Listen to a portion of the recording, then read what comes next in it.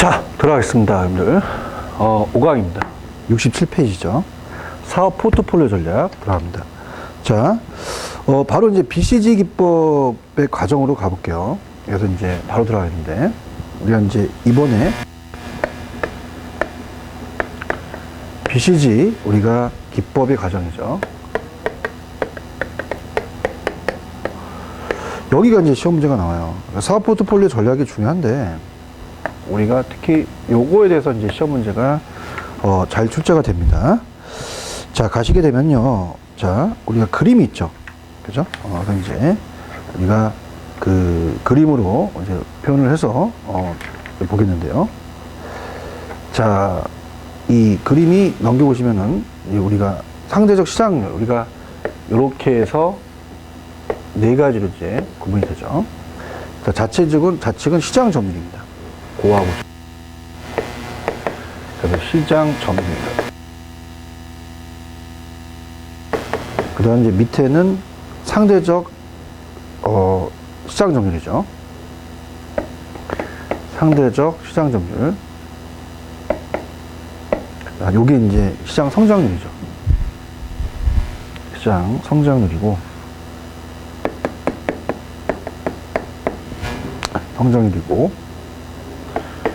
밑에가 상대적 시장 점유율.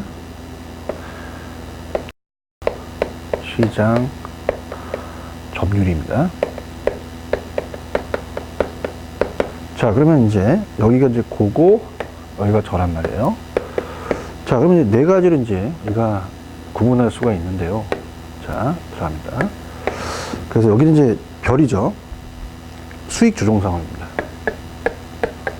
수익 조정 사업. 스타죠, 스타. 그죠? 별. 스타. 앞 글자만 딸게요.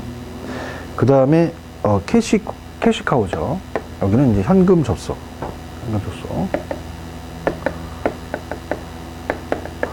그 다음에, 퀘션 마크. 의문표죠. 의문표. 그래서, 우리가 퀘션 마크다. 여기가 이제 개발 사업이에요. 개발 사업. 그 다음에, 도구죠, 도구. 자, 개라는 겁니다. 그래서 여기는 이제 철수하는 것이 바람직하죠. 자, 그래서 이제 앞쪽에서 이제 얘기를 했지만, 자, 다시 한번 이제 정리를 해본다면, 우리가 예전에 공부했던 걸 이제 본다면, 자, 요렇게 가는 게 이제 돈의 흐름이에요. 요렇게 해서, 요렇게 가는 게 돈의 흐름이 딱 적당하다는 거죠. 흐름이고, 그 다음에 이제 우리가 요렇게 의문표에서 개발해서 우리가 첫 번째 되고, 그 다음에 현금 젖소로 가서, 그 다음에 어떻습니까? 다시 이제 마지막 우리가 이 철수하는 것이 바람직한 이 도구로 간다면, 이런 식으로 하는 게 가장 이제 우리가 가장 바람직하다. 그래서 성장 방향이 가장 바람직합니다. 이렇게 보는 거죠. 자, 그러면 책을 이제 한번 볼게요.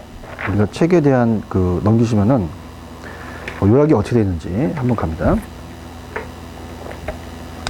자, 별 성장 사업이죠. 수익 조정 사업. 자사의 시장 점유율이 제일 높습니다.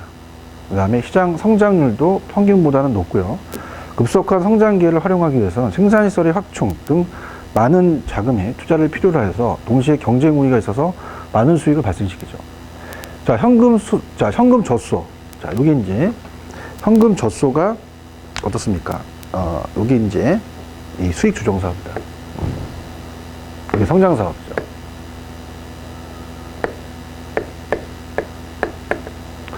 그래서 수익 조정 사업이 얘입니다. 그럼 자사의 시장 점유율은 높으나 해당 시장의 성장률은 낮은 경우이다. 많은 이익을 발생시키지만 시장 성장률이 낮기 때문에 시장지 유지를 위해서 새로운 투자를 많이 요구하진 않는다. 자, 음표가 개발 사업이야. 퀘션 마크. 그래서 자, 얘는 이제 어떻습니까? 자사의 시장 점유율은 낮지만 해당 시장의 성장률은 높은 경우다. 성장 전략으로 대응하기도 하고 축소 전략으로 대응할 수도 있다. 문제아 또는 유전 탐사라는 건 뭐냐? 대박 날 수도 있고 안 날지도 모르죠. 그래서 대박 날 수도 있고 안 날 수 있다. 모르는 사업이에요. 그죠? 의무표죠. 그 다음에 이 개는 사양 사업이죠. 사양 사업. 그래서 제품의 시장 점유율도 낮고 해당 시장의 성장률도 낮은 경우다. 그래서 이익 창출도 어렵고 미래에 우리가 개선 가능성 희박하고 해당 사업을 축소 또는 철수하는 것이 낫죠. 그래서 지금 성공이 이제 이렇게 가는 게 성공이죠. 이제 요거는 이제 보시고 성공이고, 만약에 이렇게 간다면 실패죠. 그죠? 그래서 이런 식으로 정리해 주시기 바랍니다. 그 다음에 이제 그 밑에 보시게 되면 성장 전략에 대한 수립이에요. 그래서 이제 성장 전략의 수립이 집약적 성장이라는 게 이제 중요하죠. 네, 들어갑니다.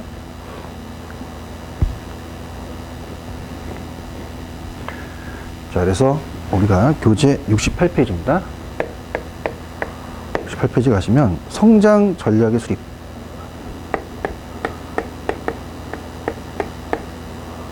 성장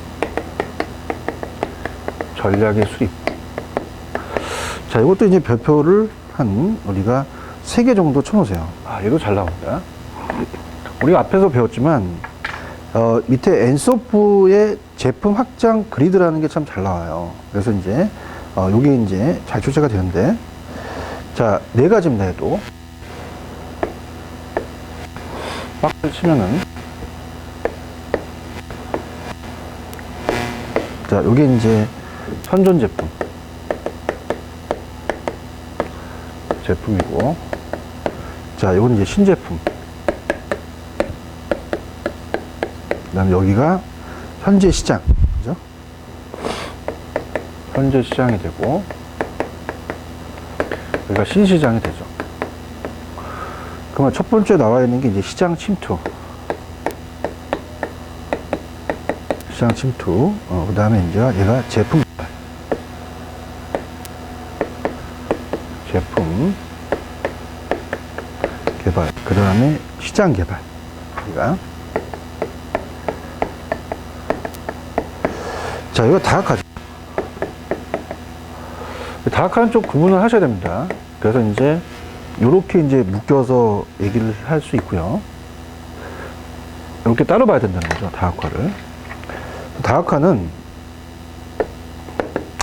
뭐 에너지 기업이 건설업에 진출하든지, 에너지 기업이 뭐 건설 부분에 진출. 건설 부문에 진출한다든지, 또 미디어 기업이 제조 기업에 진출한다든지, 이런 다각화예요. 미디어 기업이 우리가 제조 기업에 진출한다. 이런 식으로. 자, 그래서 우리가 볼게요. 시장 침투 전략은 현존 시장에서 현존 제품에 우리가 시장 점유율을 증가시키는 전략입니다. 그래서 기존 고객의 구매 빈도를 증가시키고 경제기업의 고객을 유인해서 미사용 고객층을 설득하는 방법을 사용합니다. 그 다음에 시장 개발 전략은 현 제품으로 충족시킬 수 있는 욕구를 가진 새로운 시장을 개발하는 전략이고, 제품 개발 전략은 신제품의 개발 가능성을 고려하고요. 통합적은 이제 산업 내 마케팅 시스템의 다른 부분과의 통합 기회를 확인하려는 전략이고요. 다각화 전략이 중요하죠. 그래서 다각화 전략을 얘네들과 이제 비교해서 나올 수가 있어요. 그래서 얘는 새로운 사업에 진입을 합니다. 새로운 사업에 진입을 한다. 자, 그래서 뭐 에너지 전문 기업이 미디어 산업을 진출한다든가, 이런 식으로 기업이 속한 산업 밖에서 기회를 발견하자고 하는 거죠. 그래서 그렇게 보시면 되고요. 그 다음에 이제 경영 혁신 같은 경우도 참 중요해요. 그래서 우리가 4번 같은 경영 혁신 기업 있죠. 기법 있죠. 그래서 이것도 별표를 하나 쳐놓으시기 바랍니다. 자, 그래서 고객 만족 경영이라는 게 있어요. 그래서 우리가 고객 만족 경영. 그래서 어떻게 됩니까? CSM이라고 하죠. 자, 이건 이제 고객 만족이에요. 감동을 주는 거죠, 고객한테. 이렇게 보시면 되고요. 그 다음에 고객 관계 관리. 그래서 우리가 CRM이라고 보통 얘기하죠. 이게 우리가 제일 중요한 게 이게 키포인트가 뭐였어요? 신규 고객 창출보다 기존 고객을 유지하는 게 더 비용을 적게 들어간다 그랬죠. 그래서 기존 고객의 관리에 초점을 두자. 이게 키포인트가 되죠. 그죠? 꼭 체크를 하시고요. 고객 경영 관리는 뭐 CEM, 제품이나 회사에 대한 고객의 전반적인 경험을 전략적으로 관리하는 프로세스다. 이렇게 해서 보시면 되고요. 그 다음에 이제 뭐 용어 정리가 중요하죠. 그래서 벤치마킹이라는 게 있고, 그 다음에 구조조정이잖아요. 리스트럭처링, 그 다음에 리엔지니어링이라는 게 있습니다. 특히 이제 구조조정하고 리엔지니어링은 좀 체크를 해보셔야 돼요. 그래서 구조조정은 이제 급변하는 기업 환경에 대응하고 경쟁력을 확보하기 위해서 기업의 구조를 혁신적으로 재구축하는 거고, 리엔지니어링이라는 것은요, 그 기업이 비용, 품질, 서비스 속도와 같은 핵심적인 분야에서 극적인 향상을 이루기 위해서 기존의 업무 수행 방식을 원점에서 재검토해서 업무 처리 절차를 근본적으로 재설계한다는 겁니다. 이 엔지니어링 근본적 목적은 고객 만족이죠. 자, 아웃소싱은 뭐예요? 우리가 그 기업 내부의 프로젝트 활동을 기업 외부의 제3자에게 위탁해서 처리하거나 외부 정보통신 전문 업체가 고객의 정보 처리 업무의 일부 또는 전부를 장기간 운영 관리하는 우리가 어떻습니까?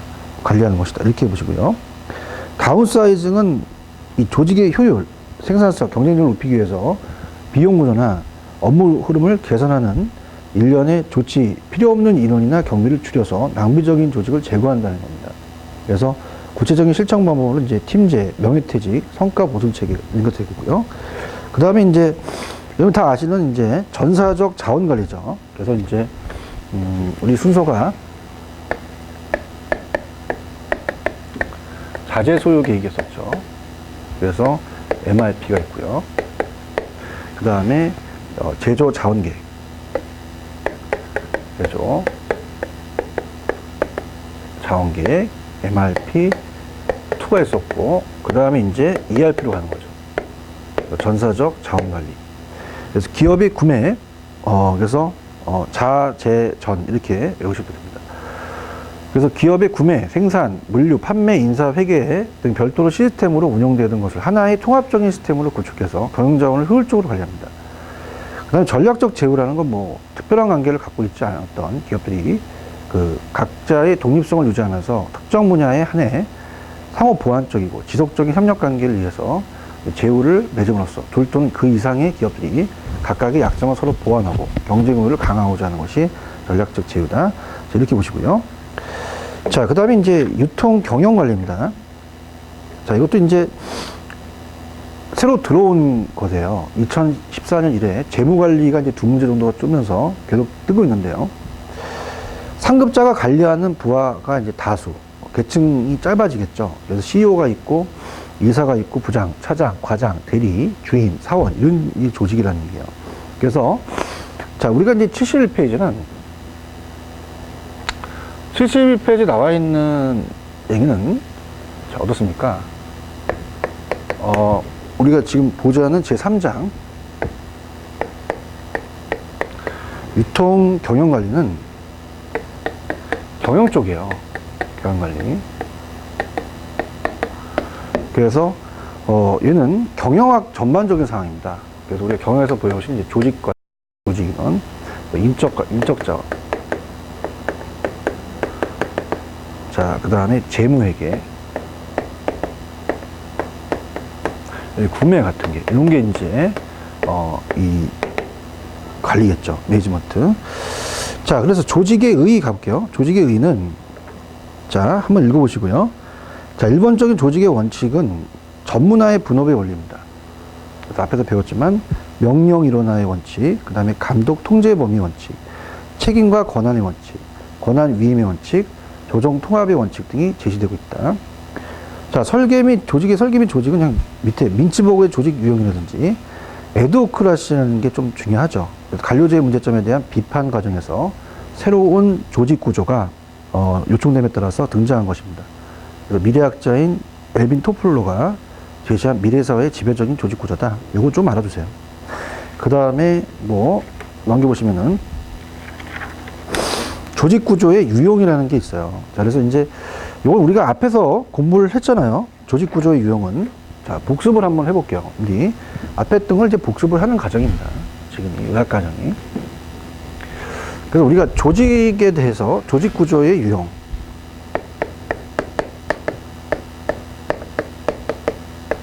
발전돼 가겠죠. 그래서 발전이 돼가는 형태이기 때문에 처음은 분대식 조직입니다. 분대식 조직. 그래서 옛날에는 명령에 의한 주목구식이에요. 명령에 의한 주목구식. 그죠? 근데 이제 반성을 합니다. 반성을 해서 지금 보시는 기능별이라는 게 나와요. 우리가 기능별 또는 기능적이라고 하죠. 기능적 조직. 자, 그래서 이제 테일러의 과학적 관리법으로서 얘기를 합니다. 테일러의 과학적 관리법. 자, 그러면서 이제 나오는 게 인사, 재무, 생산, 판매 등이 이제 등장을 하죠. 등장을 하면서 우리가 또 반성을 하면서 또 만들어지는 게 뭐가 있어요? 우리가 사업부재 조직. 사업부재 조직. 그래서 이제 사업이 커지면 이런 걸 만들어 갑니다. 사업부재 조직. 그 다음에 이제 내부적인 이제 갈등 조정을 해야 되죠. 그래서 위원회 조직을 만듭니다. 위원회 조직. 자, 그래서 이거는 이제 갈등 조정이에요. 그래서 조직 구성원 간 이렇게 보시면 되고, 자, 그 다음에 이제 프로젝트 조직이죠. 프로젝트 조직. 그래서 우리가 이제 이 통합을 합니다. 이걸 통합을 해서 이 매트리스 조직이라는 그리드 조직이 생기는 거죠. 그래서 기능별 조직하고 프로젝트 조직을 하는 매트리스 조직이 나오더라. 이런 식으로. 자, 그러면 이제 책에 보시면은, 자, 72페이지에 기능별 조직이라는 게 있잖아요. 그래서 기능별 조직이 일반적인 겁니다. 그래서 우리가 기능별 조직 또는 직능별, 영업부, 총무부, 격리부, 이렇게. 그 다음 밑에 이제 사업부재 조직 있죠. 규모가 커지면은 이제 스마트폰도 그런 가전사업부도 이렇게 나눠서 가는 거죠. 그래서 우리가 뭐 이 제품별, 이 스마트폰, 가전제품 뭐 여러 가지. 그 다음에 시장별, 지역별, 미주나 유럽, 이렇게. 그래서 장단점은 그냥 보시고요. 그 다음에 이제 오른쪽에 위원회 조직이라는 게 있잖아요. 이 갈등, 구성원, 조직 구성원의 갈등간을 우리 해결하는. 그래서 밑에 두 번째 보시면 합리제 기관이죠. 합리적. 그 다음에 의견이 너무 많아 의사결정에서 시간의 낭비를 초래합니다. 상황이 많은 배가 산으로 가잖아요. 그 다음에 프로젝트 조직은 기업 형태, 기업 환경의 동태적 변화, 그 다음에 기술 혁신의 급격한 진행에 따라서 구체적인 특정 프로젝트별로 형성된 조직 형태다. 이렇게 연구해 보시면 됩니다. 그래서 이제 위원회 조직하고 좀 보셔야 될 게 지금 보시는 매트리스 조직입니다. 매트리스 조직이 참 중요해요. 매트리스 조직. 그래서 매트리스 조직이 출제될 가능성이 높아요. 그래서 우리가 73페이지. 자, 4번에 보시면 매트리스 조직에 별표 표시를 한 3개 정도 해놓으시기 바랍니다. 중요합니다. 그래서 얘는 그리드 조직이죠. 그리드 조직이다. 그래서 급변한 새로운 환경 변화에 적극적으로 대처하기 위한 시도적인 조직이다. 이렇게 보시면 됩니다. 그래서 매트리스 조직. 그래서 그리드 조직이다. 이렇게 하죠. 자, 그럼 얘는요, 기능별 조직하고, 기능적 조직하고, 우리가 그 기능별 조직화,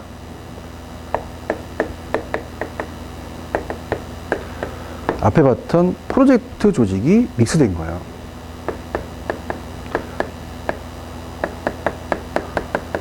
믹스. 자, 그래서 이제 어떻습니까? 우리가 재무, 그 다음에 뭐 생산, 홍보, 요런 게 있죠. 인사. 자, 요런 게 이제 기능별입니다. 기능별 조직이 되고요. 자, 그 다음에 이제 프로젝트 조직. 프로젝트 조직이 이제 각별, 뭐 중동의 A 프로젝트. 자, 이게 매트리스죠, 이렇게. 매트리스가 되니까 이렇게 나눠지겠죠. 그래서 뭐 중동의 A 프로젝트, 그 다음에 남미의 뭐 B, 그 다음에 유럽의 C, 뭐 이런 식으로 나눠지는 겁니다. 프로젝트. 이런 식으로 이제 믹스된 거죠. 그래서 한번 가볼게요. 자, 우리가 이 계층적인 기능식 구조에 수평적인 사업부재 조직을 결합한 분만의 한 형태이다. 그래서 매트리스의 조직에 작업자는 이중 명령 체계를 갖는다. 그래서 하나는 기능 부분이나 사업 부분에서 유래하는 수직적인 명령 체계이며, 또 하나는 특수한 분야의 전문가인 프로젝트 책임자로부터 받는 수평 명령 체계다. 고도의 복잡한 업무를 수행하는 우주산업, 그 다음에 연구개발 사업, 건설회사 같은 거, 그죠? 중동, 뭐, 남미, 유럽, 그 다음에 광고 대행업 등의 대규모 기업에서 널리 사용한다.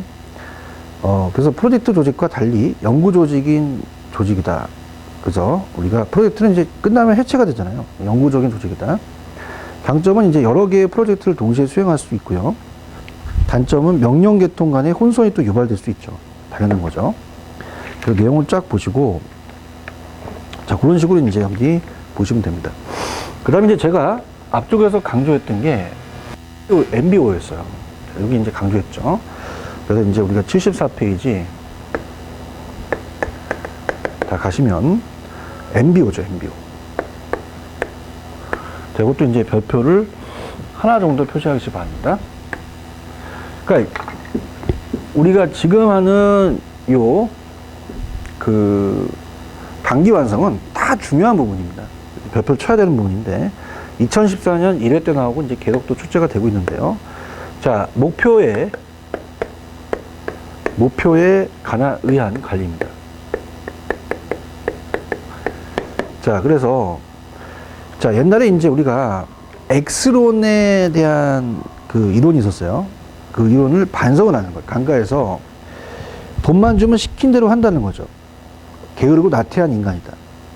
근데 반성을 해서 돈만 주기로 일하는 것이 아니라 창의성을 갖고 따진다. 그래서 이제 밑줄 전통적인 관리 방식의 대안으로 맥그리거의 Y론이라는 게 중요하죠. 인간 간 밑줄로 목표 설정 시에 구성원을 참여한다는 게 키예요. 우리가 계속 제가 앞쪽에서 키포인트를 했지만 구성원을 참여시키는 거죠. 참여시키는 방식. 이게 키가 되겠다.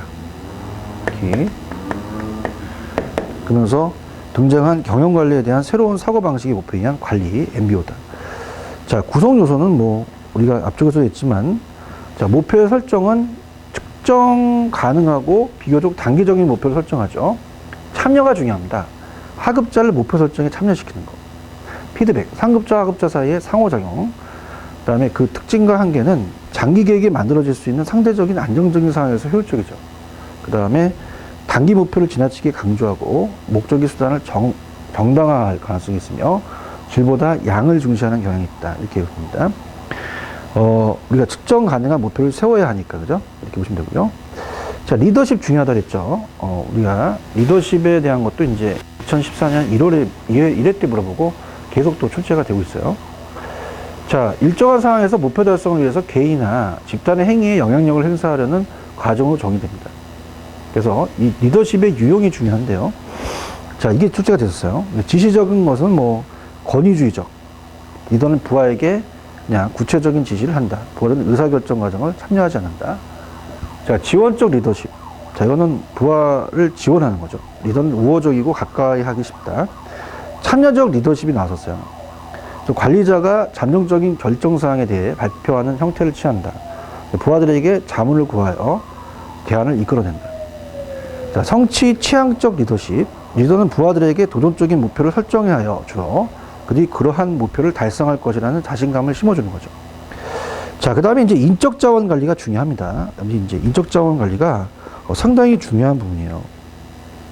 그래서 여기가 우리가 직무 기술서하고 직무 명세서라는 게 나오잖아요. 그죠? 그래서 이게 이제 우리가 중요한 겁니다. 그래서 일단은 내용 자체를 들어가기 전에 이 두 가지를 비교해서 나올 수가 있어요. 그래서 두 가지를 꼭 여러분이 체크해 보십니다. 그래서 우리가 직무 분석을 해서 직무 기술서와 직무 명세서, 직무 평가, 직무 설계를 해서 직무급을 도입하잖아요. 그렇죠? 그래서 직무 분석이라는 자체, 자, 75페이지 중요합니다. 이 두 가지가 아무래도 시험에 잘 출제가 돼요. 75페이지 가시면 직무 분석이에요. 직무 분석. 자, 그래서 직무 기술서하고 그 다음에 직무 명세서입니다. 자, 그래서 이 기술이라는 자체가 우리가 키포인트가, 자, 이거는 직무에 초점을 바꿀 수가 있죠. 직무에 초점. 직무에 초점을 두고, 그 다음에 얘는 명세죠. 사람 임명이잖아요. 사람. 기술 하면 직무에 있는 거고, 명 하면 사람의 인적 요건에 대한 인적 요건에 초점을 둔다. 이렇게 한번 잡아보세요. 그래서 기술은 직무, 명은 사람. 이렇게. 자, 그러면 들어가 볼게요. 직무 기술서의 의의입니다. 밑에. 그래서 넘겨보시면 직무 기술서는 가업 중심적인 직무 분석에 의해서 얻어져요. 근데 직무 명세서는 사람 중심적인 직무 분석에 의해 얻어집니다. 그러니까 직무 기술이 가업의 요건이라면 직무 명세는 인적 요건이다. 자, 그럼 박스가 중요하죠. 이 박스에다가 배표를 3개 쳐놓으시기 바랍니다. 그래서 이 3개, 요게 이제 굉장히 출제 빈도가 높죠. 그래서 들어가 보겠습니다. 우리가 직무 기술서는 맨 밑에 우리가 나와 있지만, 직무 분석을 통해 얻어진 직무의 성격과 내용, 직무의 이행 방법과 직무에서 기대는 결과 등 과업 요건을 중심으로 정리해 놓은 문서를 말합니다. 과업이 중요하죠.